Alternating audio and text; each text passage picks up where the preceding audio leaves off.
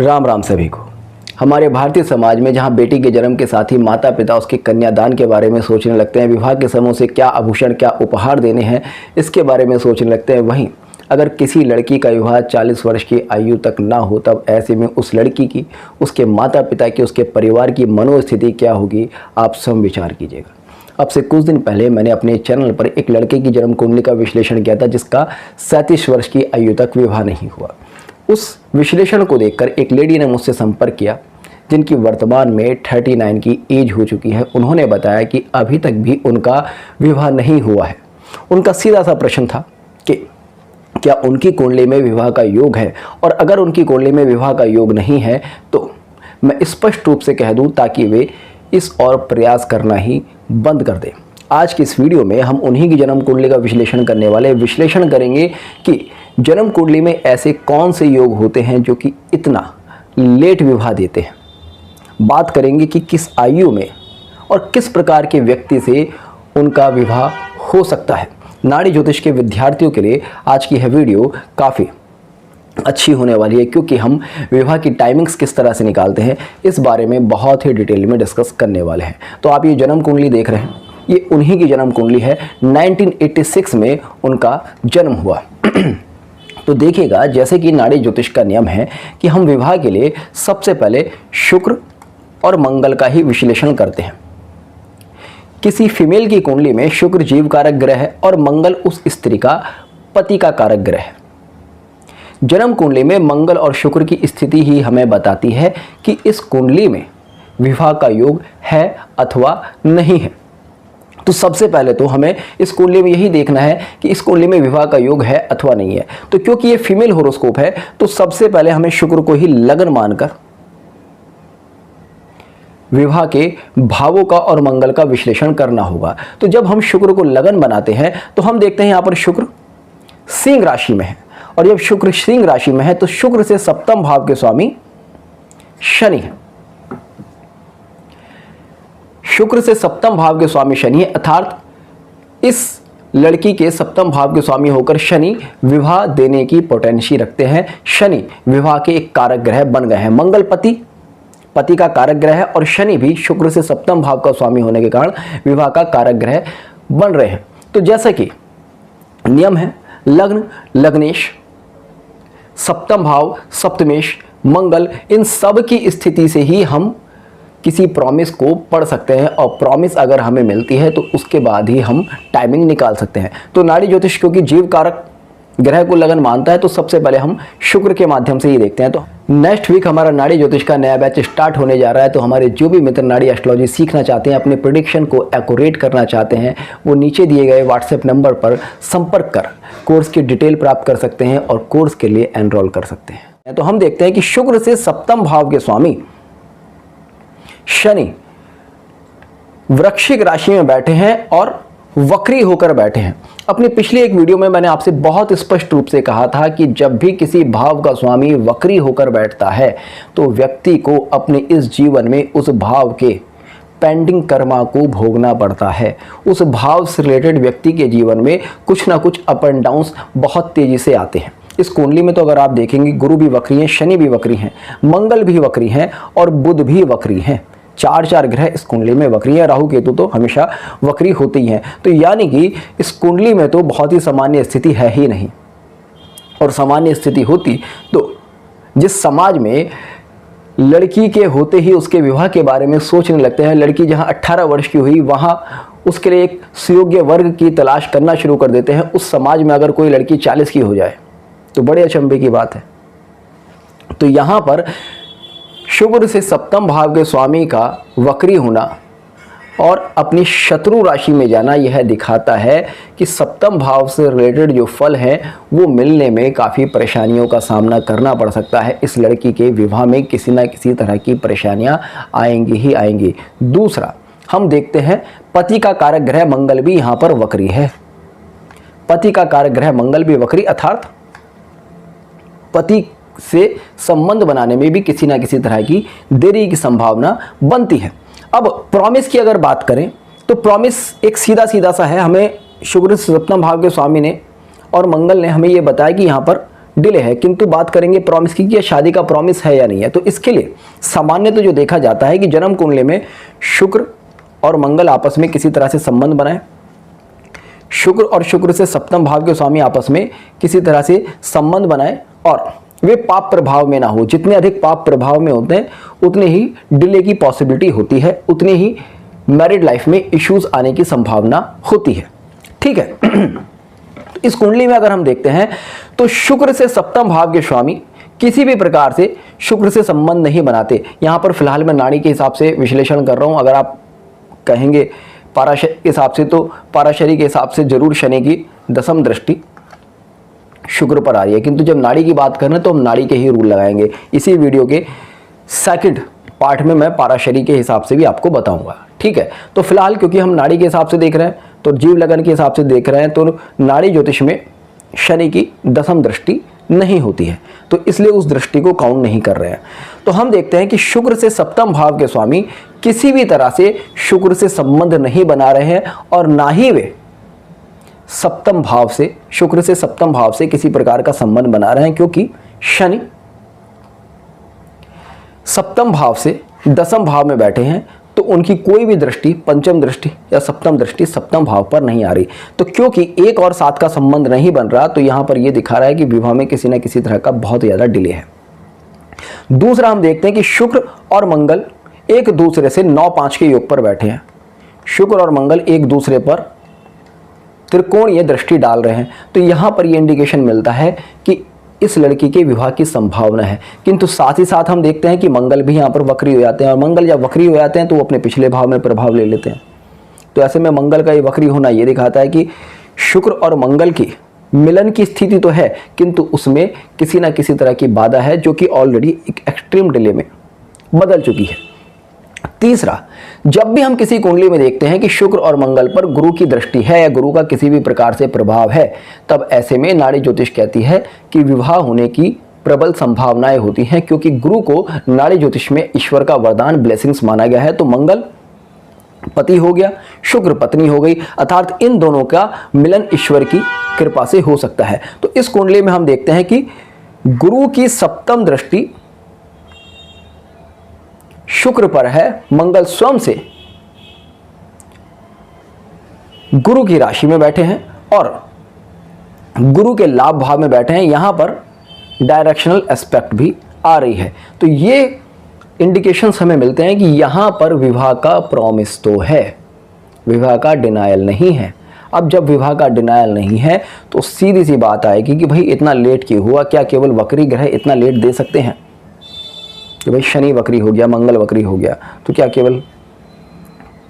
केवल इसी योग की वजह से इतना लेट हो जाएगा? भाई ठीक है, 18 महीने हुई, 25 में हो जाती, 25 महीने 30 में हो जाती, तो देखिएगा इसके लिए हमें ग्रहों का बल देखना होता है। अगर हम यहाँ पे शुक्र से सप्तम भाव के स्वामी शनि का बल अगर हम देखते हैं, तो शनि यहाँ पर पाप कर्तरी योग में बैठे हैं। शनि के 2nd हाउस में मंगल है, शनि के 12th हाउस में केतु हैं। पाप कर्तरी और शत्रु कर्तरी योग शनि के लिए बनता है, और शनि का शुक्र से किसी भी प्रकार से संबंध नहीं बन रहा, तो ऐसे में शनि पीड़ित हो जाता है। पहला इंडिकेशन ये मिलता है डिले का। दूसरा, पति कारक जो ग्रह मंगल है वो शुक्र से अपना संबंध तोड़ देते हैं, क्योंकि मंगल यहाँ पर वक्री है और नाड़ी ज्योतिष का सिद्धांत है कि वक्री ग्रह अपने पिछले भाव में प्रभाव देते हैं। ठीक है। और उसके बाद हम देखेंगे मंगल के त्रिकोण में राहु भी है।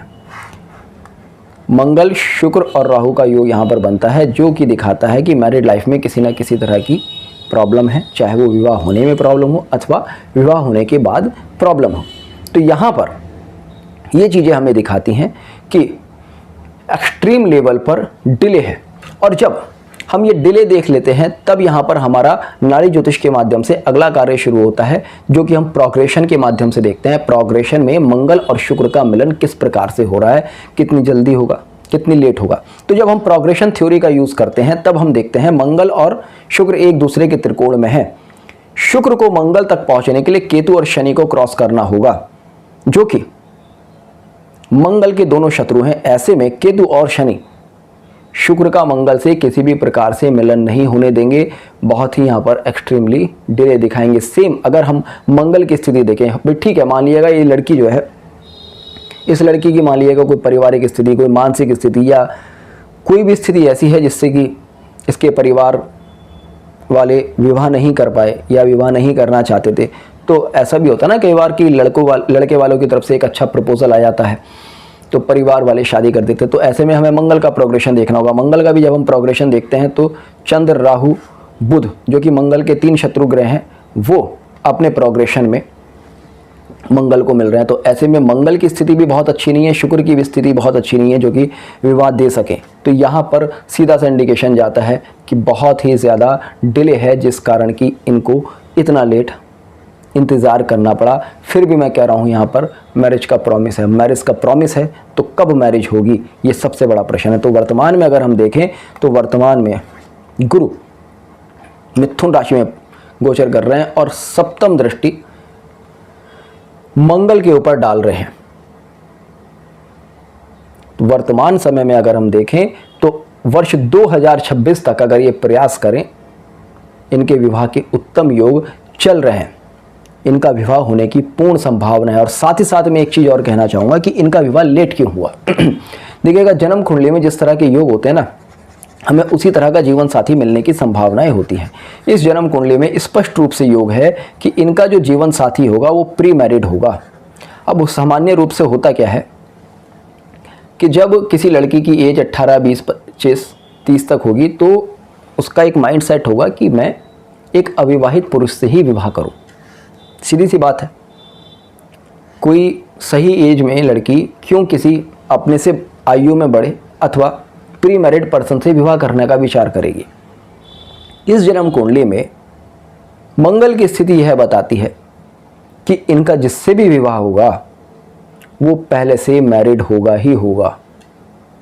अब अगर ये इस चीज़ को एक्सेप्ट 30 वर्ष की आयु में कर लेती, 25 वर्ष की आयु में कर लेती, तब संभावना थी कि इनका समय पर विवाह हो सकता था। वर्तमान में भी इनके विवाह के योग वर्ष 2026 तक चल रहे हैं, जब तक गुरु इनका मिथुन और कर्क राशि से गोचर कर रहा है। काफ़ी हद तक योग इनके गुरु के सिंह राशि गोचर में भी बनेंगे, यानी कि 2026-27 तक इनका विवाह होने की संभावना बहुत प्रबल है। मुझे 26 में ही काफ़ी प्रबल संभावनाएं दिखती हैं, तो वर्ष 2026 में इनका विवाह हो जाना चाहिए। और वह विवाह भी किसी ऐसे ही पर्सन से होगा जो या तो तलाकशुदा होगा या जिसकी पत्नी की डेथ हो चुकी होगी, या फिर संभावना ये है कि इनका जीवन साथी एक ऐसा व्यक्ति होगा जो झूठ बोलकर शायद इनसे शादी कर ले, जिसके कोई मल्टीपल अफेयर्स पहले रहे हों या किसी लड़की के साथ कोई सीरियस अफेयर रहे हों। जैसे कि ठीक है, इस एज में तो कोई क्या ही झूठ बोलेगा। सामान्य रूप से जैसा हम देखते हैं कि 25 वर्ष की आयु में कोई लड़का विवाह करता है, उसके बहुत ज़्यादा मल्टीपल अफेयर्स होते हैं, वो झूठ बोलकर किसी लड़की से शादी कर लेता है, फिर बाद में पता चलता है तो इसके उससे भी संबंध थे, उससे भी संबंध थे। तो उस तरह का हस्बैंड मिलने की ही इस कुंडली में योग है। अब बात कर लेते हैं पाराशरी से। पाराशरी कहती है कि जन्म कुंडली के सप्तम भाव का संबंध लग्न से बने, सप्तमेश बली स्थिति में हो, गुरु बली स्थिति में हो, तब किसी स्त्री के विवाह की संभावना होती है। अगर हम यहां पर देखते हैं कि सप्तम भाव के स्वामी बुध हैं जो कि वक्री हैं, अगेन फिर वही बात कि अगर किसी भाव का स्वामी वक्री हो जाए तो उससे रिलेटेड डिले होता है। लग्नेश गुरु हैं और सप्तमेश बुध हैं। लग्नेश और सप्तमेश आपस में संबंध नहीं बनाते, ये दोनों एक दूसरे से षडाष्टक योग पर बैठे हैं। आप देखेंगे गुरु कुंभ राशि में हैं और बुध कर्क राशि में है, अष्टम भाव में है, तो 1 और 7 का तो योग यहां पर बनता नहीं। ठीक है, इसके बाद 5, 7, 11 भाव, 2 भाव ज्योतिष पद्धतियों में माने जाते हैं जो कि विवाह देने में सक्षम होते हैं। 5 भाव प्रेम, सप्तम भाव विवाह, 11 भाव इच्छा पूर्ति, second house addition in the family या संतान प्राप्ति। इस कुंडली में 5, 7, 11, 2 का भी किसी प्रकार से योग नहीं बन रहा। आप देखेंगे यहाँ पर पंचमेश मंगल है, ठीक, सप्तमेश यहाँ पर बुध है, ठीक, लाभेश यहाँ पर शुक्र है, ठीक, और द्वितीयेश यहाँ पर शनि है। अब अगर हम इनके संबंध देखेंगे तो वो बहुत अच्छी तरीके से नहीं बन रहे। हम देखते हैं कि मंगल की अष्टम दृष्टि बुध पर आती है, 5 और 7 का संबंध यहां पर बना, ठीक है। 7 और 11 का संबंध यहां पर नहीं बन रहा क्योंकि 11 भाव के स्वामी यहां पर शुक्र हैं और सप्तमेश यहां पर बुध हैं, तो 7-11 का संबंध नहीं बना था, विवाह की इच्छा पूर्ति नहीं हो पा रही। सेकंड हाउस के लॉर्ड का संबंध नहीं बन पा रहा, हालांकि शुक्र जो कि लाभ भाव के स्वामी हैं वो शुक्र के साथ में शनि जो है जो कि सेकंड हाउस के लॉर्ड हैं वो 11वें लॉर्ड के साथ में संबंध बना रहे हैं। तो यहाँ पर टूट कर संबंध बन रहे हैं, क्लियर संबंध नहीं बन रहे कि 2, 5, 7, 11 भाव के स्वामी एक दूसरे पर दृष्टि डाल रहे हैं या एक युति से बैठे हैं, तो बहुत ही क्लियरली संबंध नहीं बन रहे, जिस कारण कि यहाँ पर विवाह में, संतान प्राप्ति में डिले दिखाता ही दिखाता है, जो कि मेन कारण रहे इनके विवाह में डिले होने का। तो इस तरह के योग अगर किसी जन्म कुंडली में बनते हैं, कभी आप देखें तो वहाँ पर समझ सकते हैं कि इनका विवाह होने में बहुत ज़्यादा समस्या है। अब कम आयु में अगर विवाह हो भी जाता तो यह भी संभावना थी कि या तो जीवन साथी झूठ बोल कर विवाह करता या पहले से प्री मैरिड होता, जो कि एक्सेप्ट जल्दी से लड़कियां करती नहीं है। इसके बाद एक और योग मैंने अपनी पिछली वीडियो में डिस्कस किया था, जब मैंने उस लड़के की जन्म कुंडली का विश्लेषण किया था जिनकी 37 की एज में भी शादी नहीं हुई थी। तो उसमें मैंने आपसे कहा था कि शुक्र और सूर्य के बीच में अगर 42 डिग्री से ज़्यादा का डिफरेंस हो तब यह भी विवाह में बहुत ज़्यादा डिले दिखाता है। यहाँ पर हम देखते हैं कि सूर्य 8 डिग्री के हैं, 8 डिग्री के अगर हैं तो यहाँ पर 22 डिग्री इनको और चलना है, ठीक है। शुक्र 21 डिग्री के हैं, शुक्र अगर 21 डिग्री के हैं तो आप 22 और 21 को जोड़ दीजिएगा, 43 डिग्री का यहाँ पर डिफरेंस आ रहा है, जो कि एक बार फिर से कंफर्मेशन देता है कि यहाँ पर एक्सट्रीम डिले के योग हैं।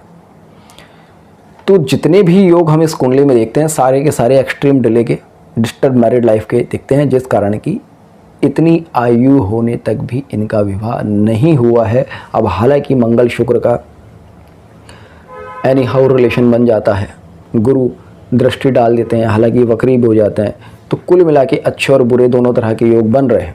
तो वर्तमान में अगर ये प्रयास करें तो वर्ष 2026-27 तक इनके विवाह होने की प्रबल संभावना होगी।